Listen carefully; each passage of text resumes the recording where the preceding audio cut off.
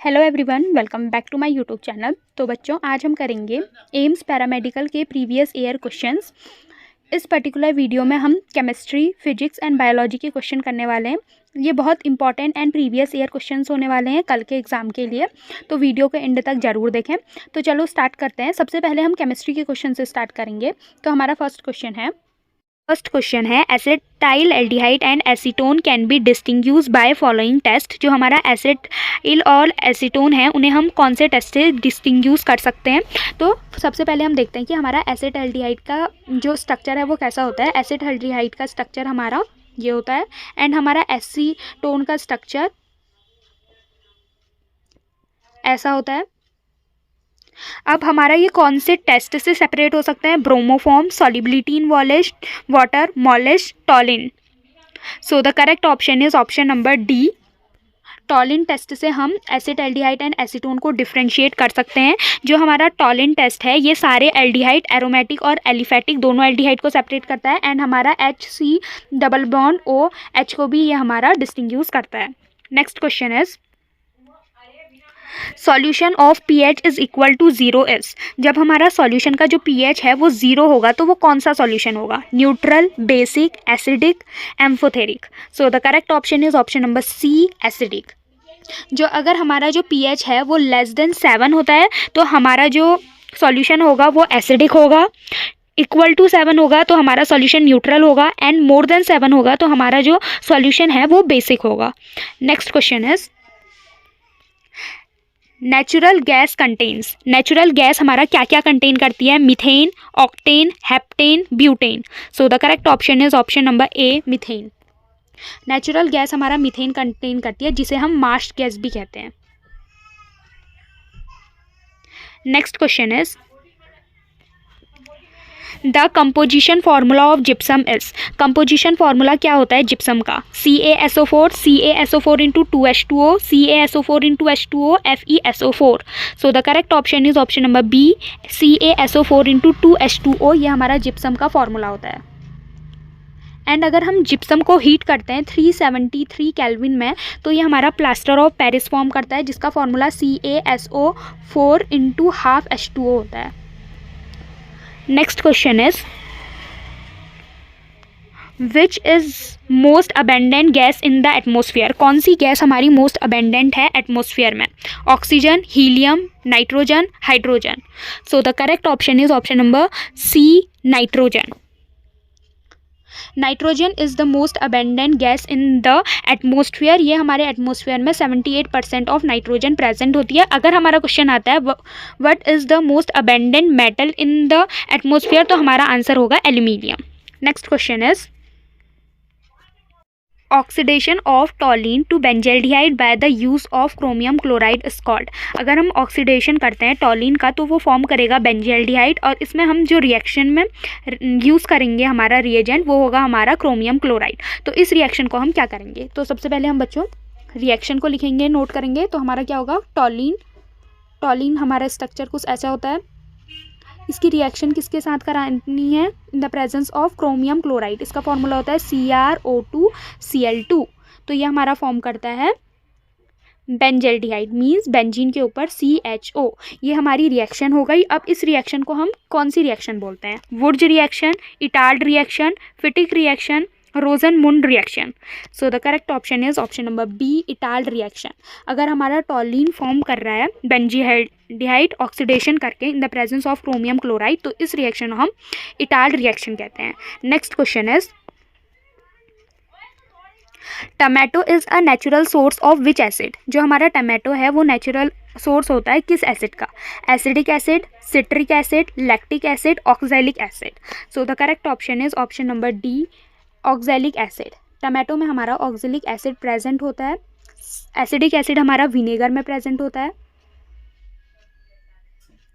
Citric acid हमारा lemon में present होता है एंड लैक्टिक एसिड हमारा कर्ड में प्रेजेंट होता है। Next question is which of the following is not a constituent of RNA। इनमें से कौन सा कंस्टिट्यूएंट नहीं है RNA का। D ribose, phosphate, adenine, pyrimidine. So the correct option is pyridine हमारा आरएनए का कंसिस्टेंट नहीं होता. So the correct option is option number D, पैरेटीन. Next question is the number of Bravais lattice in a cubic crystal is. हमें बताना है number of Bravais lattice कितने होते हैं क्यूबिक क्रिस्टल में. 3, 1, 4, 14. So the correct option is option number A, C, 3. तो जो ब्रेविस लैटिस होता है उसमें टोटल अगर हमसे क्रिस्टल पूछें तो वो हमारा टोटल क्रिस्टल होंगे हमारे 7. और अगर हमें टोटल ब्रेविस लैटिस पूछें तो वो हमारा 14 होता है. एंड हमारा क्यूबिक क्रिस्टल सिस्टम पूछें तो वो हमारे 3 होते हैं. सो इस क्वेश्चन का correct option option number A, 3 होगा. Next question is the coordination number of a body centred atom in cubic structure. हमें बताना है कोऑर्डिनेशन नंबर कितना होगा बॉडी सेंटर्ड एटम मतलब BCC में in cubic structure. 4, 6, 8, 12. So the correct option is option number C, 8. 8 हमारे coordination number होता है body centred atom in cubic structure. Next question is the outermost and innermost wall layer of microsporangium in an anther are respectively. जो हमारी outermost और innermost layer होती है microsporangium की उन्हें हम क्या कहते हैं. Endodermium and tapetum, epidermis and endodermis, epidermis and middle layer, epidermis and tapetum. So the correct option is option number D, epidermis and tapetum. जो हमारी आउटर मोस्ट लेयर होती है माइक्रोस्पोरेंजियम में एंथर के अंदर, वो आउटर मोस्ट लेयर का नाम epidermis होता है एंड इनर मोस्ट लेयर का नाम हमारा tapetum होता है. Next question is in fertilised embryo sac the haploid, diploid and triploid structure are. जो हमारा फर्टिलाइज्ड एम्ब्रियो सैक है उसमें haploid, diploid and triploid structure कौन कौन से होते हैं. Synergid, zygote and primary endosperm nucleus, synergid, antipodal, polar nuclei, antipodal, synergid, primary endosperm nucleus, synergid, polar nuclei and zygote. So the correct option is option number A, synergid, zygote and primary endosperm nucleus. जो हमारा synergid है ये हमारा haploid structure होता है, जाइकॉड हमारा 2n means diploid structure होता है एंड प्राइमरी एंडोस्पर्म न्यूक्लियस हमारा ट्रिप्लॉइड स्ट्रक्चर मीन्स 3n होता है. Next question is the phenomena observed in some plants where in parts of sexual apparatus is used for forming embryos without fertilisation is called. हमें बताना है क्या एक phenomena है plants में जिसमें सेक्सुअल apparatus यूज़ होता है एम्ब्रियो सेक के लिए विदाउट फर्टिलाइजेशन, उसे हम क्या कहते हैं. Parthenocarpy, apomixis, vegetative propagation, sexual reproduction. So the correct option is option number B, apomixis. इस प्रोसेस को हम एपोमिक्सिस कहते हैं. एंड हमारा पार्थिनोकार्पी क्या होता है, जब हमारा ओवरी विदाउट फर्टिलाइजेशन का डेवलप होता है तो उसे हम पार्थिनोकार्पी कहते हैं. Next question is ZZ and ZW type of sex determination is seen in. जो हमारा ZZ एंड ZW टाइप का सेक्स डिटर्मिनेशन है वो किस में दिखता है. Platypus, snails, cockroach, peacock. So the correct option is option number D, peacock. वैसे हमारी एनसीईआरटी में मेंशन है कि ये हमारा बर्ड्स में दिखता है. बर्ड्स में यहाँ पे एक पिकॉक ही था, तो हमारा ZZ एंड ZW जो सेक्स डिटर्मिनेशन होता है ये बर्ड्स में दिखता है means peacock. Next question is in sickle cell anaemia glutamic acid is replace by valine. Which of the following triplet code for valine. हमें बताना है कि जो हमारी सिकल सेल एनीमिया डिजीज़ होती है उसमें जो ग्लूटामिक एसिड होता है वो रिप्लेस हो जाता है वेनिलीन में, और जो हमारा RBC का शेप होता है वो चेंज होता है जाता है, वो शिकल शेप में आ जाता है. तो हमें बताना है कि इसका ट्रिपलेट कोड क्या होगा वेनिलीन का. GGG, AAG, GAA, GUG. So the correct option is option number D, GUG. GUG triplet code होगा हमारा वेनिलीन का. Next question is in a certain टैक्सो of insects, some have 17 chromosome and the other have 18 chromosomes. The 17 and 18 chromosomes bearing organism are. हमें बताना है कि taxon of insect है जिसमें किसी के पास 17 क्रोमोसोम्स हैं एंड दूसरे के पास 18 क्रोमोसोम्स हैं. तो हमें बताना है कि 17 क्रोमोसोम्स वाला कौन सा होगा और 18 क्रोमोसोम्स वाला कौन सा ऑर्गेनिज्म होगा. Mails and females respectively, female and males respectively, all males, all females. So the correct option is option number A, males and females respectively. तो हमारा जो 17 क्रोमोसोम वाला होगा वो हमारा मेल होगा एंड हमारा जो 18 क्रोमोसोम वाला होगा वो हमारी फीमेल होगी. Next question is the human chromosomes with the highest and least number of genes in them is respectively. हमें बताना है ह्यूमन क्रोमोसोम्स में highest and least number of genes किस में होते हैं respectively. Chromosome 21 and Y, chromosome 1 and X, chromosome 1 and Y, chromosome X and Y. So the correct option is option number C, chromosome 1 and Y. जो हमारा chromosome 1 है वो highest होगा and Y हमारा लीस्ट होगा. Next question is of the plant other than radicle are called. जो हमारी roots हैं वो डेवलप होती हैं part of plant other than radical, तो उसे क्या कहते हैं? Tap roots, fibrous root, adventitious roots या फिर nodular roots. So the correct option is option number C, adventitious roots. जो रूट्स हमारी डेवलप होती है अदर देन रेडिकल से, तो हम उसे बोलते हैं adventitious root. Next question is endosperm, a product of double fertilization in angiosperm is absent in the seeds of. जो हमारा एंडोस्पर्म है ये एक प्रोडक्ट होता है डबल फर्टिलाइजेशन का, तो ये absent होता है seeds of coconut, orchids, maize, castor. So the correct option is option number A, coconut. जो कोकोनट का सीड्स होती हैं उसमें ये absent होता है endosperm.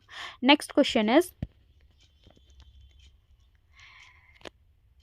Identify the simple tissue system from the following. हमें आइडेंटिफाई करना है कि इनमें से कौन सा सिंपल टिश्यू सिस्टम है. Parenchyma, xylem, epidermis, phloem. So the correct option is option number A, parenchyma.